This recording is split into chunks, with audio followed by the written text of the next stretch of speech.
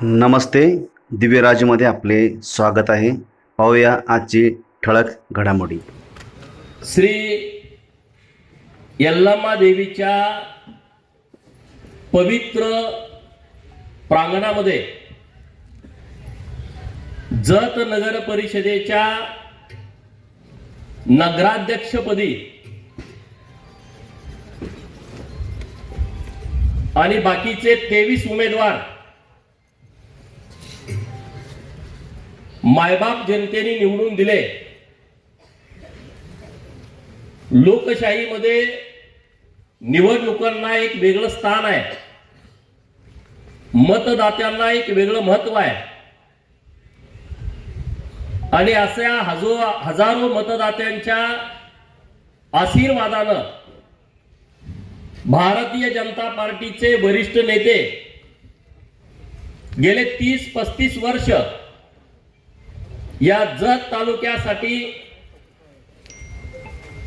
सातत्यानं मेहनत घेणारे, भारतीय जनता पार्टीचा विचार लोकांच्या पर्यंत पोहोचवण्यासाठी अहोरात्र कष्ट करणारे डॉक्टर रवींद्र आरळी साहेब यांना नगराध्यक्ष म्हणून निवडून दिलं. त्याबद्दल जत शहरातील सर्व मतदारांचं सर्वप्रथम मी मनपूर्वक आभार व्यक्त करतो. त्यांच्यासोबत भारतीय जनता पार्टीच्या चिन्हावरती 11 नगरसेवक आणि अपक्ष म्हणून प्रभाग क्रमांक 10 मधून निवडून आलेले माननीय फिरोजभाई नदाब असे 12 जण यांनी भाजपाला 11 तर आपलेच आहे, 1+ असं समर्थन दिलेलं आहे. अशा सर्वांचा पदग्रहण सोहळा आज पार पडतोय. भारतीय जनता पार्टीला पहिल्यांदाच जत शहरामध्ये नगराध्यक्ष पदाचा मान मिळालाय. याचा मनस्वी आनंद भाजपाचा कार्यकर्ता म्हणून मला आहे.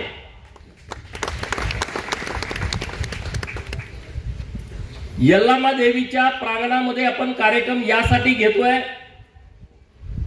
की जत तालुक्यामध्ये अनेक प्रश्न आहेत, अनेक अडचणी आहेत. ते प्रश्न, त्या अडचणी सोडवण्यासाठी आपण लोकप्रतिनिधी म्हणून तर चांगलं काम करतोयच, प्रयत्न करतोयच, परंतु एक सकारात्मक ऊर्जा, आशीर्वाद आपल्या पाठीशी असणं आवश्यक आहे. आणि आपली यल्लम्मा देवी अत्यंत कडक आहे, तुम्हाला माहित आहे. आणि यल्लम्मा देवीचा आशीर्वाद आपल्या नगराध्यक्षांच्या, आपल्या नगरसेवकांच्या पाठीशी असला तर जत शहराचा संपूर्ण कायापालट झाल्याशिवाय राहणार नाही, हा माझा विश्वास आहे. आणि यल्लम्मा देवीच्या साक्षीनं जर आपण पदग्रहण करत असेल तर आपली जबाबदारी पण वाढलेली आहे. आपल्याला या गावातल्या सामान्यातल्या सामान्य लोकांच्यासाठी काम करायचं आहे, गरीबातल्या गरीब लोकांच्यासाठी काम करायचं आहे. या शहराचा चेहरा बदलावा, या शहरामध्ये पायाभूत सुविधा निर्माण करता याव्यात, यासाठी मेहनत घ्यायची आहे. आणि म्हणून यल्लम्मा देवी, अंबा माता, चिंगी बाबा, बंकेश्वर, काली माता आणि आपल्या तालुक्यातल्या अनेक देवांचा आशीर्वाद आपल्या सर्व पदाधिकाऱ्यांच्या पाठीशी आहे. आणि मला विश्वास आहे की डॉक्टर साहेब आणि त्यांचे सगळे सहकारी हे अत्यंत वेळ देऊन जत शहरातल्या लोकांच्या ज्या आशा, अपेक्षा आहेत, आकांक्षा आहेत, ते 100% पूर्ण करतील. त्यामध्ये कुठलीही कसली अडचण येणार नाही. बाकीचे उमेदवार आमचे निवडणूक लढले आणि हरले, नाराज आहेत, नाउमेद झालेत. पण त्यांना मला हेच सांगायचं आहे, निवडणुकीमध्ये असं होत राहतं. जे 100 मतांनी पडलेत, जे 50 मतांनी पडलेत, जे 200 मतांनी पडलेत, त्यांनी फक्त पवन कुंभारला आठवावं. तो तर नशिबानं पडलाय. फिरोजभाई दोघं आता एकाच व्यासपीठावरती आहेत. म्हणजे आपण राजकारणामध्ये निवडणूक लढवतोय, हे सगळं लोकांच्या हातामध्ये आहे. लोक ठरवत असतात. आपण जिथं कमी पडलोय त्या उणिवा लक्षात घेऊन आपण लोकांच्या मध्ये गेलं पाहिजे, लोकांची कामं केली पाहिजेत. ज्या प्रभागात नगरसेवक निवडून आले तिथं तर 100% आम्ही काम करूच, पण जिथं आमचे उमेदवार पडले तिथं 101% चांगलं काम करू आम्ही. त्यामुळे त्याने चिंता करण्याची आवश्यकता नाही. आज उपनगराध्यक्ष पदाची पण निवड आहे आणि आमचे गौतम भैया आणि विक्रम दादा दोघं इच्छुक होते. दोघांनी काल बसून ठरवलं की विक्रम दादांनी उपनगराध्यक्ष पहिल्या वेळेस व्हावं आणि दुसऱ्या वेळेस गौतम भैयांनी व्हावं. त्या दोघांच्यासाठी पण जोरदार टाळ्या वाजवाव्या. एकच स्वीकृत पद आमच्याकडे आलं होतं आणि आमच्याकडे इच्छुक बरेच होते, तर त्या सर्वांची आम्ही माफी मागतो. रागाला येऊ नका, नाराज होऊ नका. संधी मिळत राहते. परशुराम भैया मोरे हे नगराध्यक्ष पदाचे उमेदवार होते आणि त्यांना आम्ही थांबवलं. त्यांच्या प्रभागातून त्यांनी चांगलं लीड दिलं, दोन्ही नगरसेवक निवडून दिले आणि एक डॉक्टर साहेबांच्या सोबत एक पूर्ण वेळ काम करणारा एक हाडाचा कार्यकर्ता असावा म्हणून पार्टीनं बघा ते पण आलेले आहेत. त्यांच्यासाठी जोरदार टाळ्या वाजवा. तर त्यांना स्वीकृत पदाची संधी दिलेली आहे.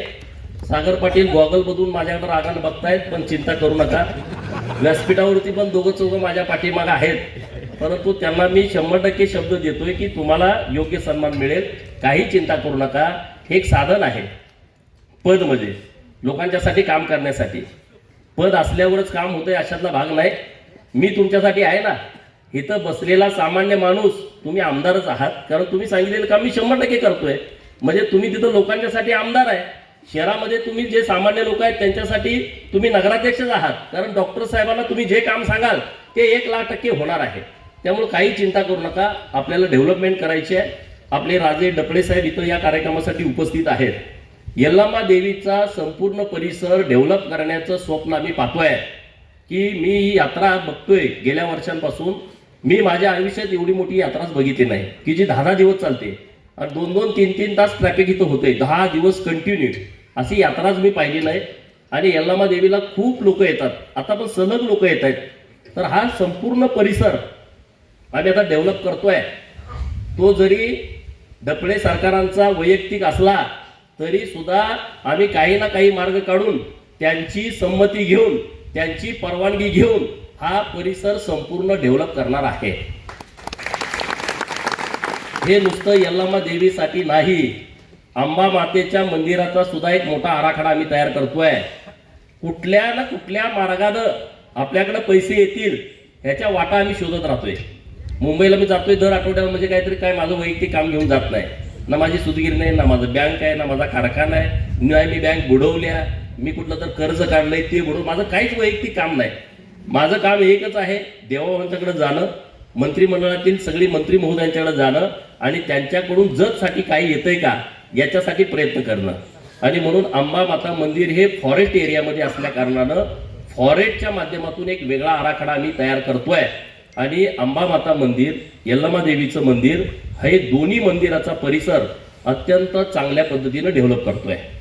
आता मी आमदार झाल्याच्या नंतर अगोदर 2 आणि नंतर 7 अशा 9 मंदिरांना तीर्थक्षेत्र ब चा दर्जा देण्यामध्ये आम्ही यशस्वी ठरलोय.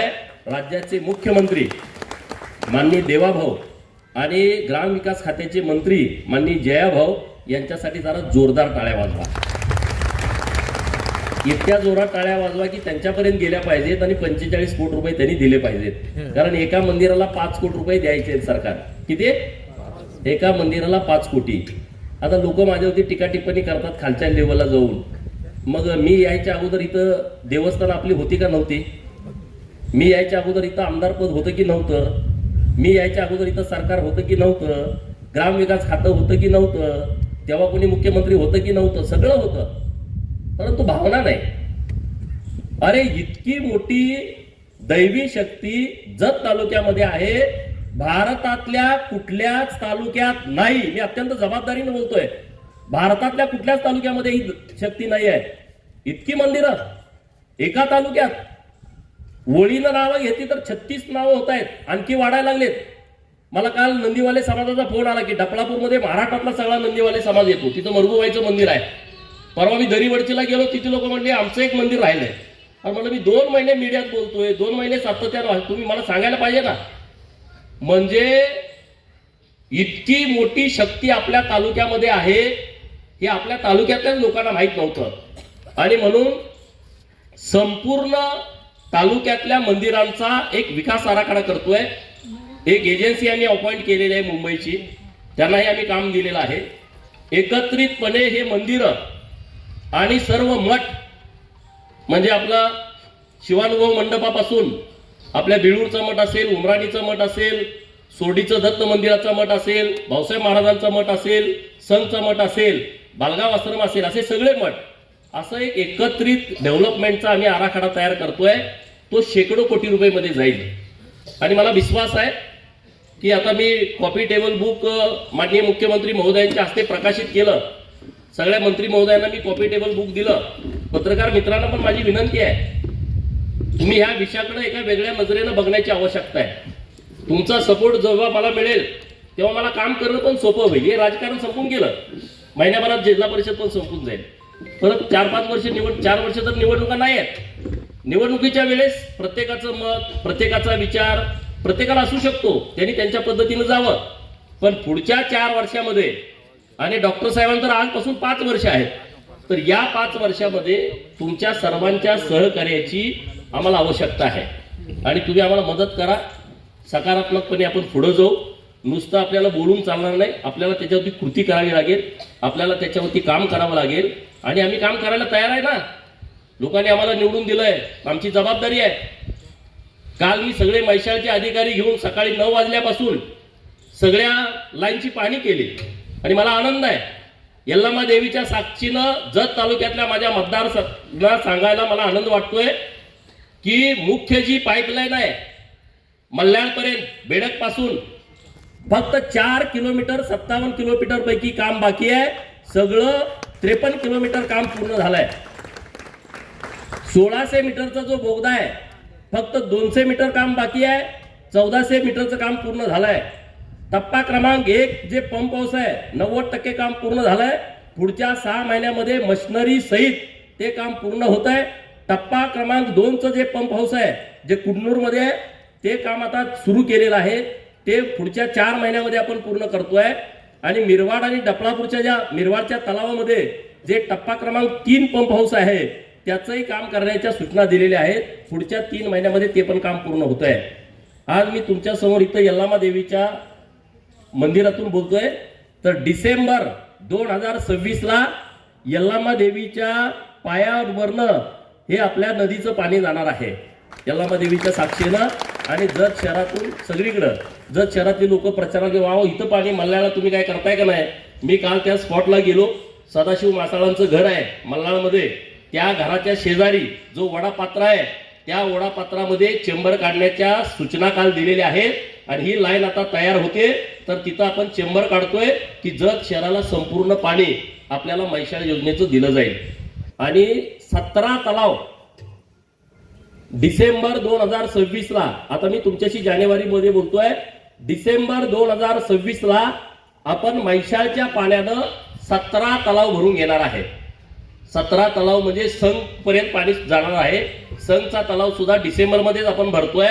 संघच्या तलावात पाणी जाणं याचा अर्थ संघचा कॅनॉल जो सुसलापर्यंत जातोय, सोनलगीपर्यंत जातोय, तिथपर्यंत ते पाणी जाणार आहे डिसेंबर महिन्यामध्ये. राहिलेली जी गावात जालियाळ वगैरे या परिसरातली त्यांच्यासाठी परत एक 7-8 महिने आपल्याला वेळ लागणार आहे. म्हणजे 2027च्या डिसेंबरपर्यंत आपल्या जत तालुक्यामध्ये एकही गाव, एकही शेतकरी असा राहणार नाही की ज्यांचं क्षेत्र म्हैसाळच्या पाण्याखाली ओलिताखाली आलं नाही. याची काळजी आम्ही सरकारच्या माध्यमातून घेतोय. 500 कोटी रुपये नाबार्डकडे आता प्रस्ताव दिलेला आहे. आता तो नियोजनकडे आहे. म्हणजे काम एक दिवस सुद्धा कुठलं थांबणार नाही. आणखी 2000 कोटीची गरज आहे आपल्या जत तालुक्याला. आता 2000 कोटी रुपये मिळाले, आणखी 2000 कोटीचे गरज आहे. सगळी कामं, सगळ्या पाईपलाईनी होण्यासाठी काही बॅरेजेस आपल्याला करायचे आहेत बोर नदीवरती. सोमलिंग बोरामणी साहेब बसले थोडं वर या तुम्ही व्यासपीठावरती, त्यांच्यासारख्या सूचना असतात की तिथं काही बॅरेजेस आपल्याला नवीन तयार करायचे आहेत. कारण पाणी सोडल्यानंतर साठवायचं कुठं, तर ते पण आपण प्रस्ताव दिलेले आहेत. जुने जे पाझर तलाव आहेत जे गळतायत त्यांना साठवण तलावामध्ये रूपांतरित करायचं आहे. अशी सगळी कामं. उमराणीला पण पाणी डिसेंबरमध्ये येते बरं का. बसरगीवाले पण इथं आहेत, गुगवाडवाले इथं आहेत. त्यांना सगळ्यांना सांगायचं आहे की डिसेंबरमध्ये तुमच्या इकडच्या तलावामध्ये पाणी देण्याची व्यवस्था ही डिसेंबरमध्ये होते आहे. त्यामुळं आता काही दुष्काळ पडतच नाही. या वर्षी पाऊस आपल्याला भरपूर पडलाय. मला वाटतं ह्या सगळ्या परिसराचा शेंदूर पण आलंच की, शेंदूर आलं, बिळूर आलं, बसरगी आलं, साळमाळगेवाडी, खिलारवाडी सगळे ती गावं आली. म्हणजे मी आपलं एखादं गाव राहिलं तर लगेच म्हणून तुम्ही आमचं नाव घेतलं नाही, तुला जाऊ जिल्हा परिषदला, असं काही करू नका. बरोबर ना. तुमच्या गावात पण येणार आहे मॅडम डिसेंबरच्या अगोदर.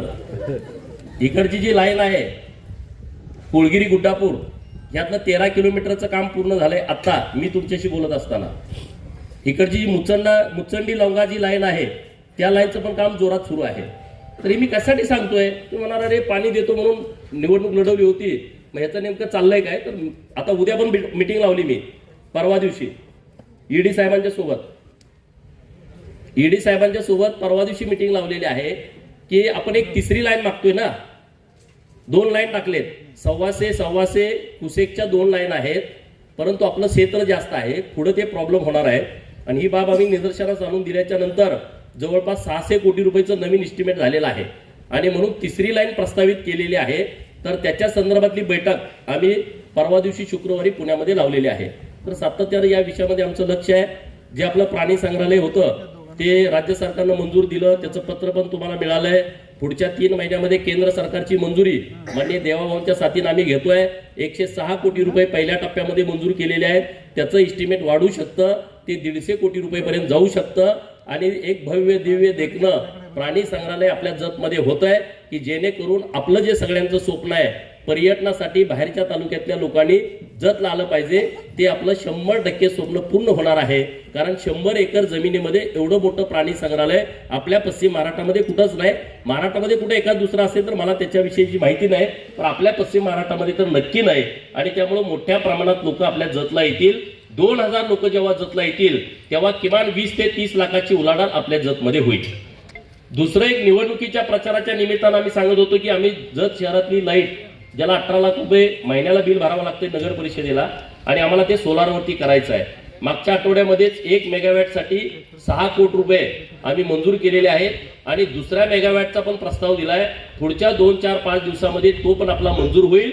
2 मेगावॅट लाईट आपण आपल्या जत शहरासाठी तयार करतोय. 1 रुपयाही आपल्याला बिल भरायची आवश्यकता नाही, 1 रुपया पण.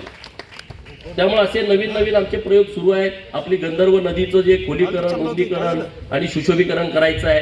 आता तुम्हाला विनंती मला ही करायची आहे की जिथं जिथं सरकारी जागा आहेत, आपल्याकडे सरकारी जागा कमी आहेत. डपळे घराण्यांचं खरं तर आभार मानलं पाहिजे की त्यांनी खूप जागा आपल्या सरकारसाठी दिलेल्या आहेत. आता काय ते देतील मला वाटत नाही, आपण त्यांना विनंती करू, पण आताची परिस्थिती तशी नाही. पण ज्या जागा आहेत त्या तरी आपण ताब्यात ठेवल्या पाहिजेत. जिथं जिथं अतिक्रमण केलेलं आहे त्या सगळ्या लोकांना नम्र विनंती आहे की तुमच्या अतिक्रमणामुळं आपल्या गावाची शोभा पण जाते. आम्ही तुम्हाला जागा द्यायला तयार आहे, पण तुम्ही नगर परिषदेला सहकार्य करण्याची आवश्यकता आहे. आम्ही एक चांगलं शॉपिंग कॉम्प्लेक्स, जेवढ्या जागेमध्ये तुम्ही अतिक्रमण केलंय तिथं पैसे उपलब्ध करून आम्ही ते शॉपिंग कॉम्प्लेक्स करणार आहे. त्यामध्ये कुणी जर राजकारण करण्याचा प्रयत्न केला तर अजिबात खपवून घेतला जाणार नाही. तो आमच्या पार्टीचा असू द्या किंवा पुढच्या पार्टीचा असू द्या. जतच्या विकासाच्या दृष्टिकोनातून कुणी जरी अडवा आला तर आम्ही खपवून घेणार नाही. नंबर 1. नंबर 2, एसटी स्टँडची अवस्था प्रचंड वाईट आहे. एसटी डेपो करायचा आहे, तिथं काही अतिक्रमण आहेत. तिथल्याही लोकांना नम्र विनंती आहे की आता ती जागा हस्तांतरित करून घेतोय आम्ही पुढच्या 8-10 दिवसामध्ये. मी एक बैठक केली, नगर परिषदेचे सीओ आणि आपल्या एसटीचे सगळे अधिकारी, त्यांचे सगळे डिझायनर, त्यांच्याशी बैठक केलेली आहे. ते जे क्षेत्र काही 11 गुंठे नगरपालिकेच्या नावावरती आहे ते आम्ही आता एसटीकडे हस्तांतरित करतोय आणि एसटी एक चांगलं तिथं एक मोठा आराखडा तयार करतोय. तर तिथल्याही लोकांना माझी विनंती आहे, तुमची आम्हाला मदत लागणार आहे. तुमचं आम्ही संसार उद्ध्वस्त करू इच्छित नाही, परंतु तुम्हाला आम्ही कुठं तर जागा देऊ, पण इथंच द्या तिथंच द्या आडवं असलं काही चालणार नाही. तुम्ही व्यवस्थितपणे चर्चा करावी. डॉक्टर साहेबांना आणि आमच्या सगळ्या नगरसेवकांना सगळ्यांनी सहकार्य करावं. आपल्या सर्वांचा एकच हेतू आहे की जतमध्ये बदल झाला पाहिजे, नाहीतर नुसते यायचे आणि पाट्या टाकायच्या असला उद्योग आपल्याला करायचा नाही. जे आम्ही डॉक्टर साहेबांच्या आणि ह्या आमच्या सगळ्या सहकारी मित्रांच्या निवडणुकीमध्ये गावातल्या लोकांना बोललोय, तो प्रत्येक शब्द आम्हाला खरा करायचा आहे. त्यासाठी तुम्ही आम्हाला मदत करा ना. आता तुम्ही आम्हाला निवडून दिलंय, तर आता तुम्ही आमच्या मानगुटी वसूल करा, सांगा ना, हे गटार करा, हा रस्ता करा, इथं आमची ही अडचण आहे, इथं ती अडचण आहे. आम्ही काम करायला तयार आहे ना, परंतु आमच्या इथं हेच करायचं नाही, तेच करायचं नाही. मग क्रेडिट ह्याला जाते. क्रेडिट तर सगळं आता आम्हालाच येणार आहे. दुसरं क्रेडिट कोणी जाऊ शकत नाही, कारण काम आम्हीच करणार आहे ना. क्रेडिटचा विषयच नाही. क्रेडिटसाठी आम्ही काम करतच नाही. आता काय काय वाटत तर आम्हाला खूप कमी मतं पडलीत, म्हणून आम्ही काय तिथं काम करणार नाही का? आम्ही तिथं काम करणार आहे. ही लोक आमची आहेत, आमच्या गावातली आहेत. त्यांना आमचं पटलं नसेल, त्यांना मला मत द्यावं वाटलं नसेल, म्हणून काय त्यांना आम्ही विकासापासून रोखू शकत नाही. आम्ही त्या भागात सुद्धा चांगला विकास करणार आहे. आणि त्यामुळं संपूर्ण शहर बदलाच्या दृष्टिकोनातून आपल्याला अत्यंत मेहनत घेण्याची आवश्यकता आहे. एक चांगला नगराध्यक्ष आपल्याला मिळाला आहे, हे तुम्ही खरं तर भाग्य समजात. शहरातली लोक डॉक्टर साहेब वेळ देतात, आता देतात ना वेळ. आता काय नाही, आज तर त्यांनी कुर्ता घातलाय, जॅकेट घातलंय, म्हणजे आज ते एकदम पुढारी लुक मध्ये आहेत. ते आता डॉक्टर फील्ड मधून आता पुढारी फील्ड मध्ये आज अधिकृतपणे आलेले आहेत. आज त्यांच्या लुकवरच दिसतंय. मी आल्यानंच म्हणलं, डॉक्टर साहेब आता हेच कंटिन्यू करा तुम्ही. ते आता कोट आणि जॅकेट ते राहू द्या बाजूला. आता तुम्ही एकदम ओरिजिनल पुढारी झालाय आणि आता ते बरोबर हँडल करायला लागले गावातल्या लोकांना. त्यांना पण अंदाज यायला लागलाय सगळ्यांचा. अगोदर माझे लोक मला येऊन फसवतेत, आता तसं काही होत नाही. आता त्यांना 2-3 निवडणुका झाल्यामुळे संपूर्ण अंदाज आलाय. आणि आमची युवा टीम खूप चांगली आहे. सहकारी मित्र सगळे चांगले आहेत. रागाला येतात, ते बोलतात उलट सुलट, पण काम करतात, लोकांच्या मध्ये जातात, मेहनत करतात. असे आमचे सगळे सहकारी आहेत. विक्रमदादा ताड पण उपराष्ट्राध्यक्ष होत आहेत, तर त्यांनाही मी मनापासूनच्या खूप खूप शुभेच्छा देतो की त्यांनी वार्ड क्रमांक 6 न बघता पूर्ण शहरामध्ये लक्ष घालावं. शहरामध्ये पूर्ण डेव्हलपमेंटच्या दृष्टिकोनातून डॉक्टर साहेबांच्या सोबत काम करावं. नंतर आपले परशुभैया हे स्वीकृत नगरसेवक होत आहेत. त्यांना मी शब्द दिला होता वेगळा आणि झालं वेगळं, तर ते काय व्हायला तयार नव्हते. परंतु म्हटलं याशिवाय भांडणच भेटायचं नाही. आणि म्हटलं मग तुम्ही सदाभाऊ खोत आपले पावले, किती वेळ मी उशीर बोलायचं सदाभाऊ येऊपर्यंत. त्यांचं जोरदार टाळ्या वाजून आपण स्वागत करावं. अशा कार्यक्रमाचे प्रमुख पाहुणे माननीय सदाभाऊ खोत साहेब, माजी मंत्री महाराष्ट्र सदस्य म्हणून, नगरसेवक म्हणून त्यांची आता निवड होते आहे. तर त्यांना पण मी खूप खूप शुभेच्छा देतो. ते सातत्यानं गावासाठी वेळ देत आहेत, आणखी ते जास्तीचा वेळ देतील आणि मोठ्या प्रमाणामध्ये शहरामध्ये बदल करण्यासाठी प्रयत्न करतील. आता सदाभाऊ आलेले आहेत. सदाभाऊंच्या माझ्या नावावर सगळे शिव्या देत होते. डॉक्टरांना नगराध्यक्ष पदाचा उमेदवार केल्यावर ते म्हणले, अरे विधान परिषदेत सदस्य करतो म्हणले, की आता डॉक्टरांना खाली कसं काय घेऊन आले, असे विरोधक प्रचार करत होते. विरोधकांना मी एकच सांगतो, डॉक्टर साहेबांची चिंता तुम्ही करू नका. डॉक्टर साहेबांची चिंता करण्यासाठी भारतीय जनता पार्टी सक्षम आहे, खंबीर आहे. आणि भारतीय जनता पार्टीचे नेते वर्षावरती बसलेले आहेत. ते योग्य वेळी योग्य निर्णय करतील. डॉक्टरांचा आज चांगला सन्मान पार्टीच्या वतीनं झालाय, आणखी सन्मान पार्टी करेल. त्यामुळे कुणी काही चिंता करण्याची आवश्यकता नाही, काही काळजी करण्याची आवश्यकता नाही. पण शहरातल्या लोकांनी 2,500 मताचं लीड आम्हाला दिलं, त्याबद्दल मी तुमचं मनापासून आभार व्यक्त करतो.